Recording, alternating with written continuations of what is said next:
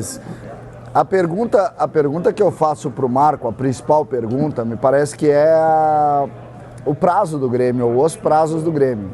Fica claro que o Grêmio trabalha para liberar jogadores, para vender jogadores, para tentar rescindir com alguns e quer mudar um pouco a fotografia do grupo.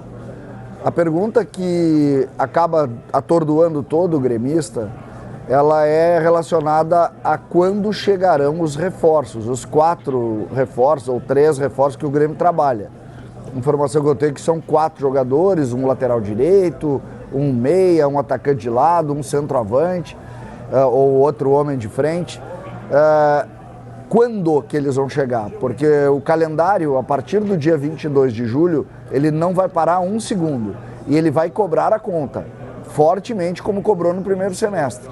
O Grêmio vai fazer como fez nos 2 últimos anos, de contratar no último dia da janela, na marra, gastando muito? Vai ser essa a realidade do Grêmio?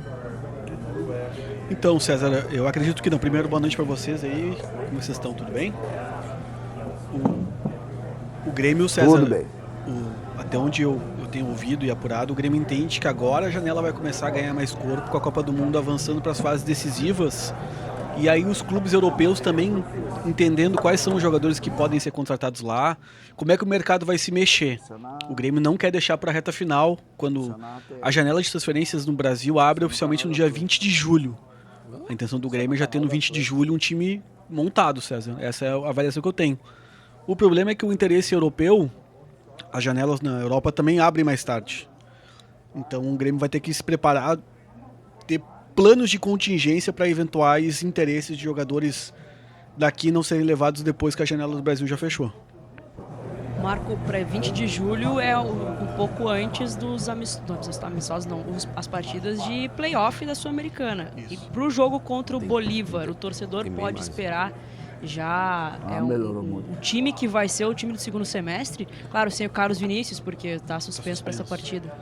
Que eu projetaria o seguinte: o Grêmio quer ter o time pronto o mais rápido possível, já de olho nessa partida contra o Bolívar, né? Se bem que vai ser um jogo tão atípico, porque na altitude de 4.000 metros não é um jogo técnico, é um jogo mais físico, mais disputado. A avaliação que eu ouvi, César, é de que o Grêmio quer contratar um lateral direito para disputar a titularidade, um meia para disputar a titularidade, um zagueiro para eventual saída do Vieira, que eles já sabem que se não é certo, é muito próximo a isso. E essas são as 3 posições prioritárias que o Grêmio tem olhado agora no mercado, tentado já se precaver, porque sabe que vai perder Mack e Vieri.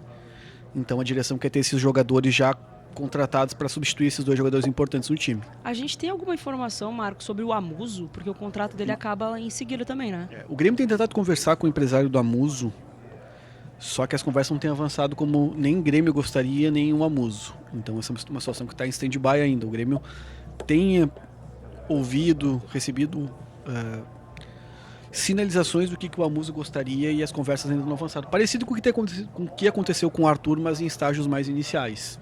A questão da valorização salarial, o Amuso já tem um salário alto no Grêmio, e eu não sei se o Grêmio está disposto a aumentar ainda mais um salário que já é alto de um jogador que veio ano passado e assinou um contrato curto, né? Normalmente quando o Grêmio comprou o Amuso, os contratos assinados eram mais longos, e o Grêmio assinou um contrato de apenas 2 anos.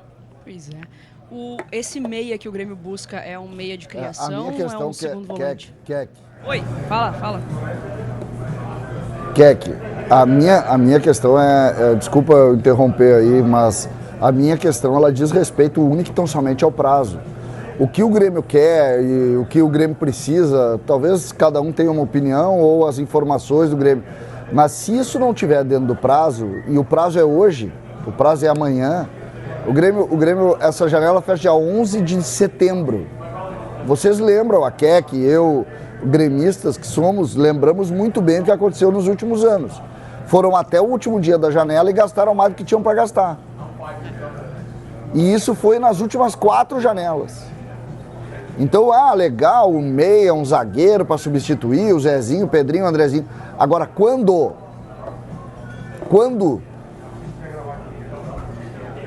Tem essa resposta? Não tem essa resposta. É porque também tem o risco do seguinte: as janelas do Brasil e da Europa não casam agora. As janelas da Europa fecham antes do que a janela do Brasil. Então o risco é esse, o Grêmio tentar contratar um jogador que acha que vai se encaixar na Europa. Desculpa. Esse é um problema, o Grêmio tentar contratar um jogador que está esperando um reencaixe na Europa. E aí o Grêmio vai ter que esperar esse cara resolver a vida dele lá para tentar resolver aqui. Mas isso é uma informação...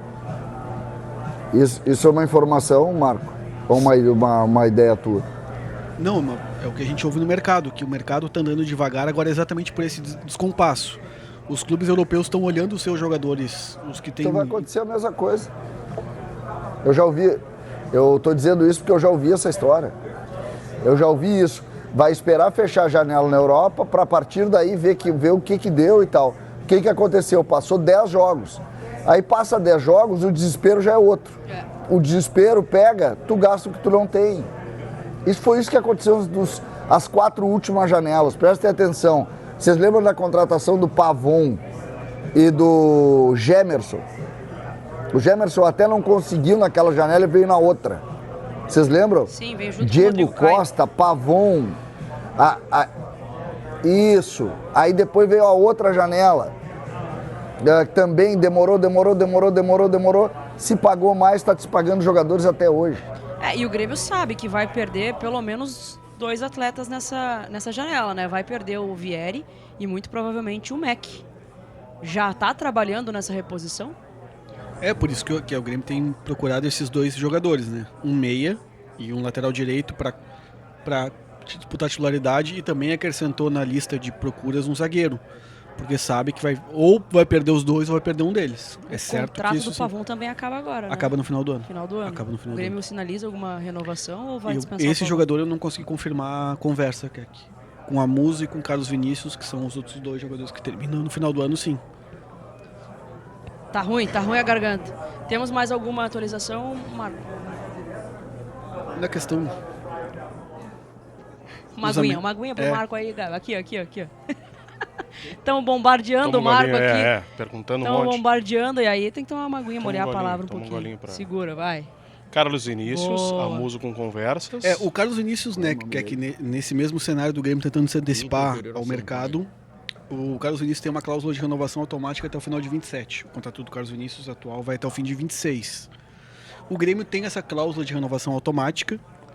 Então, assim... Posso contar um bastidor? Deixa eu contar um bastidor para vocês. Vem. Contar um bastidor. Eu e o Vaguinha estamos aqui num bom humor danado. Bem tranquilo. Estamos aqui. Então vou mostrar para vocês aqui como funciona. Aqui tem um corredor. Ali está a equipe ali que está fazendo também o pré-jogo, o pós-jogo, o intervalo. Então nós estamos aqui tranquilo. Até que é por este corredor, a cerca de mais ou menos uns 20 segundos, 1 minuto, passa o Wilton Pereira Sampaio. Não teve resenha? Olha, eu olhei pro Vaguinha... Não, que resenha? Eu olhei pro Vaguinha, o Vaguinha me olhou e disse... Nós temos oportunidade única de resolver um problema antigo. Barbaridade. Ele foi o árbitro do Inter e Corinthians, né, no Campeonato Brasileiro de 2020. E foi ele que, na verdade, ele marcou o pênalti, né? O VAR é que vai lá e chama ele, e aí ele muda de opinião, e o Inter poderia ali ter conquistado o título do Campeonato Brasileiro. Mas é estranho, porque é um árbitro brasileiro que está aqui, está na Copa do Mundo e tal, mas ele prejudicou o Inter. E o César tem reclamação dele também de prejuízo em um jogo contra o Corinthians, que o Yuri Alberto teria tocado a mão na bola, não é isso? Quase não tocou, né? Quase não tocou, né? Não lembro. O maior erro da história da arbitragem brasileira. Mas nesse caso eu queria abraçar ele, daí, pelo acerto. A gente é dividido, né? Uma parte passou brabo, outra parte passou feliz. Justamente os 2 jogos. Só para dar um bastidor para você, desculpa, Marco, te interromper. Boa, valeu esse bastidor aí.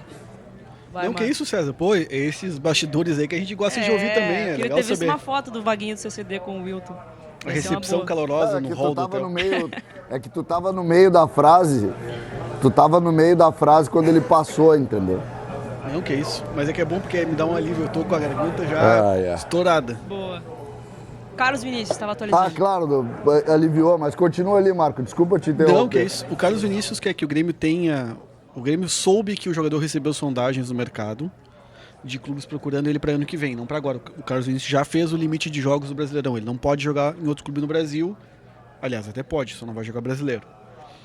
E o Grêmio ouviu, sabendo que teve esses outros contatos, o Grêmio começou a conversar com o Carlos Vinícius de forma mais acelerada. O Grêmio tinha na mesa uma proposta de 2 anos de renovação pro Carlos Vinícius. E essa conversa não andou. Essa conversa vem desde maio. E até o momento o Grêmio não assinou, não oficializou um contrato novo com o Carlos Vinícius. E, sabendo do interesse, o Grêmio já avisou, ó, nós vamos exercer assim a cláusula, tu tem que se disputar 60% dos jogos, é automático, tá lá. Quanto tu vai ganhar, o contrato vai até quando, tá tudo certo, até o final de 27. Então, por enquanto, assim, não é uma urgência urgentíssima. Mas o Grêmio sabe que o jogador também, se ele não estiver feliz com a condição, se ele se sentir preso pelo contrato, ele sabe que a performance pode cair. Então o Grêmio, sabendo da importância do Carlos Vinícius, já se adiantou para fazer esse processo.